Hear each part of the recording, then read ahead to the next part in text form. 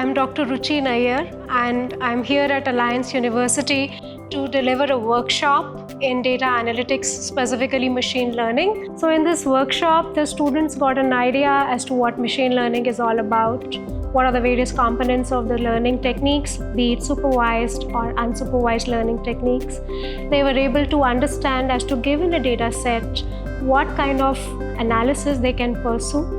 For example, in cases wherein the label data is not available, then how unsupervised learning is important. And they were able to do that hands-on through various algorithms like K-means algorithm and hierarchical clustering.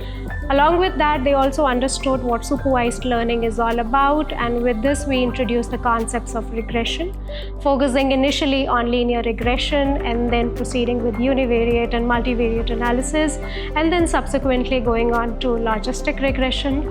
So this is extremely benefit for the students to not only understand the nuances involved in the technical ability to handle the analytics for these cases, but also to understand the business use cases and to understand the business problems beyond that.